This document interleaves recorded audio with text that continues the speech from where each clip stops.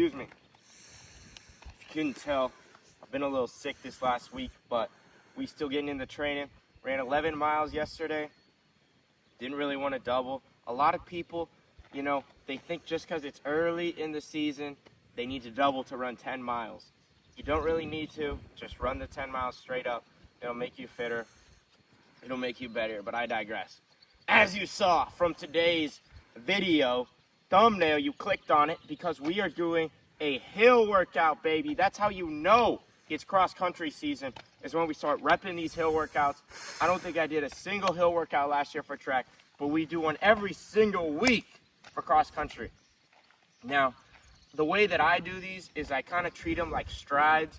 I'll do them at the end of an easy run sometimes, but today I'm just going to do them in the middle of the easy run because it's a little bit more. But sometimes I do 4, sometimes I do 8. Today we doing 8. And we're going to do them on that hill right there. Don't know if the video showed you how steep it is. It's not a crazy incline. When you're doing hill sprints, you don't want a crazy steep hill climb. You just want a gradual little bump up because you want to be able to actually run hard.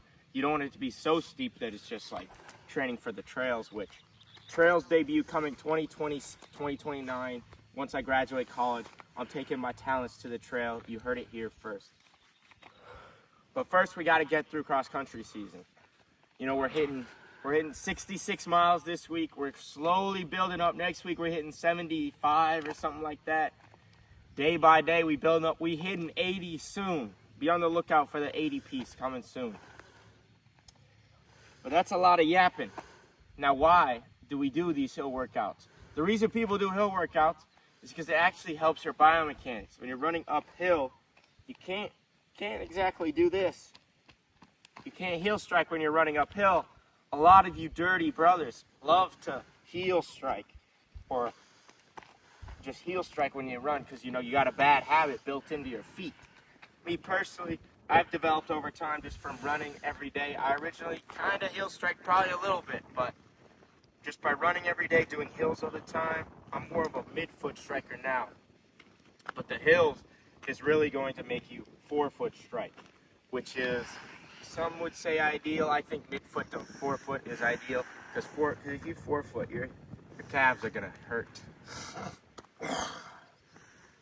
Excuse me. But yeah, I'm gonna see you in 5 because I gotta run 10 miles today. I'm not finna double, especially when it's this hot. Because you get the first run over with, you feel horrible. You don't want to do anything the rest of the day. And it's the day off from work. I really don't want to double. So I'm gonna run 5 miles, come back here, do the hills. I'll see you then. Peace.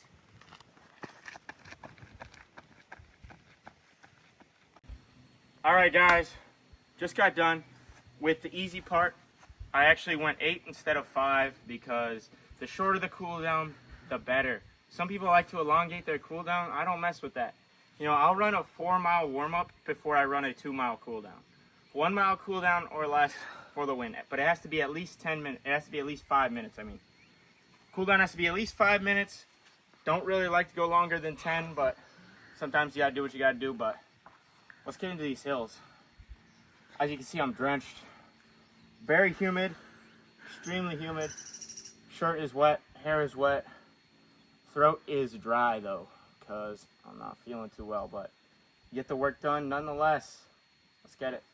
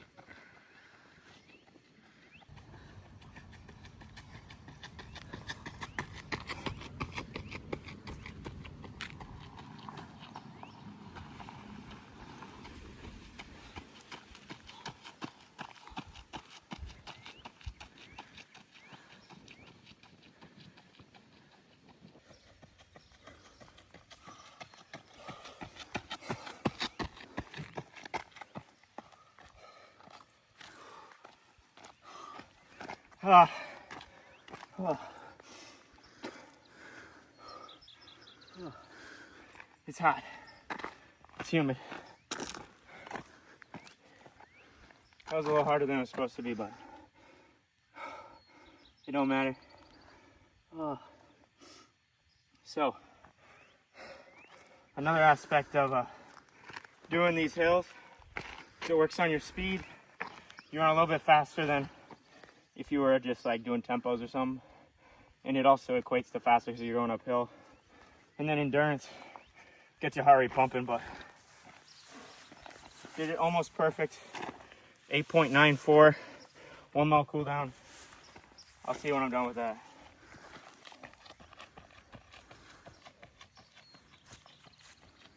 Go.